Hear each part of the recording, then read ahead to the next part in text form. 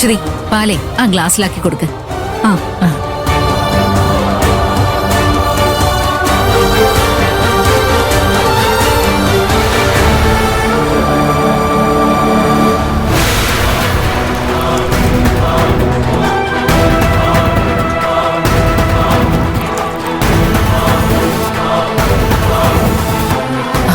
മോളെ, ഇത് പൂജാമുറിയില് ഭഗവാൻമാരുടെ മുമ്പിൽ കൊണ്ട് വെക്കേ. ഈ തറവാടിന്റെ ഒരു രീതി അത്. ചെല്ലും. ദാ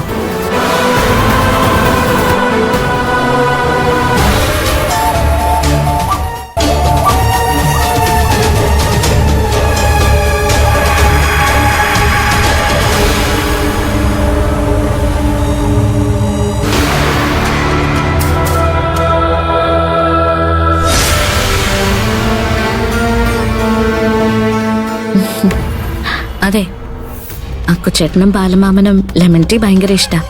അതിനു വേണ്ടിയാ ചെറുനാരങ്ങ വാങ്ങി വെച്ചത്. അതെടുത്ത് പാലിലൊഴിക്കാൻ പാടുണ്ടോ? വിവരക്കേടാണോ അതോ വിവരം കൂടിയതിന്റെ കേടാണോ എന്നറിയില്ല.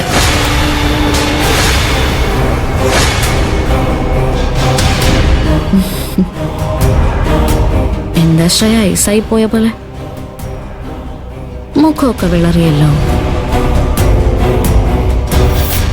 നീ എന്ത് വിചാരിച്ച നീ ഇത് പാലിൽ പിഴിഞ്ഞൊഴിച്ചേ? എടി, നീ ഈ വീട്ടിൽ എന്ത് നടത്തണമെന്ന് വിചാരിച്ചാലും അത് നടക്കില്ല ശ്രേയ. ഞാൻ എന്ത് തീരുമാനിക്കുന്നോ അത് നടക്കും. നടത്തും ഞാൻ. ഞങ്ങളോട് പകവീട്ടാണല്ലോ നീ വീട്ടിലേക്ക് കയറി വന്നേ. നീ അതിന് ശ്രമിച്ചോ? കുഴപ്പമൊന്നുമില്ല. പക്ഷേ നിന്റെ ശ്രമങ്ങൾക്ക് നിന്ന് തരണോ വേണ്ടയോന്ന് ഞാൻ തീരുമാനിക്കും. നിന്റെ ചലഞ്ച് എനിക്ക് ഇഷ്ടമായി. അത് ഞാൻ വരവ് വെച്ചിരിക്കുന്നു. Best of luck.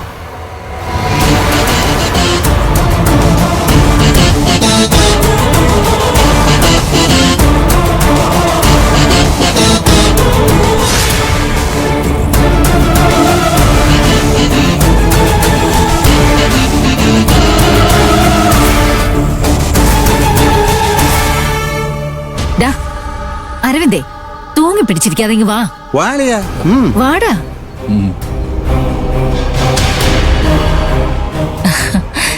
നിന്റെ ഭാഗ്യടാ മോനെ ശ്രേയമോള്. പാല് തിളപ്പിച്ചപ്പോ തന്നെ ഐശ്വര്യം കണ്ടില്ലേ? ഇനിയേ നിനക്ക് വെച്ചടി വെച്ചടി കയറ്റുമായിരിക്കും. തെങ്ങയിലോട്ടായിരിക്കും.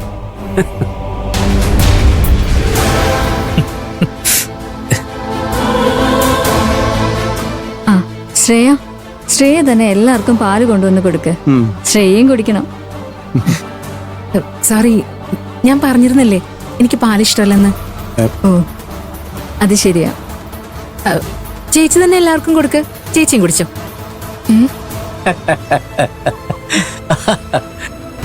അതൊരു നല്ല മറുപടിയാ. എനിക്ക് ഇഷ്ടപ്പെട്ടു.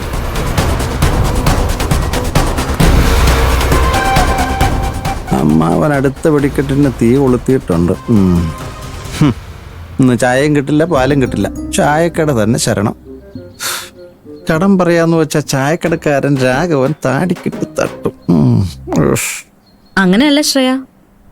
ശ്രേയ തന്നെ കൊടുക്കണം എല്ലാവർക്കും. സ്വന്തമായിട്ട് തിളപ്പിച്ചതല്ലേ, അതും ആദ്യമായിട്ട്. എല്ലാവരുടെയും മനസ്സിലും സന്തോഷം നിറഞ്ഞു തുളുമ്പട്ടെ.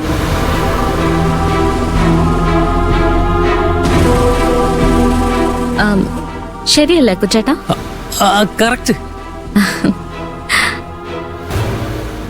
അതുകൊണ്ട് ചീഫ് എഞ്ചിനീയർ ആണെന്നുള്ള കസേരയൊക്കെ എടുത്ത് മാറ്റിവെച്ച് ഈ വീടിന്റെ മരുമകളായിട്ട് പോയി പാലെടുത്തിട്ട് വാ. അശ്വതി, ശ്രേയെ കൊണ്ടുപോയി പാല് ഗ്ലാസ്സിലാക്കി കൊടുക്ക്. ശ്രേയ വാ.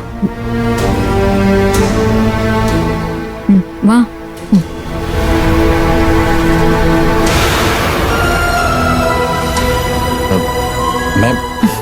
ഞാൻ പല്ലിയച്ചില്ല. അയ്യോ, അത് കുഴപ്പമില്ല. നിനക്കത് പതിവില്ലല്ലോ. അമ്മേ, ചുമ്മാ പറഞ്ഞതാണ്.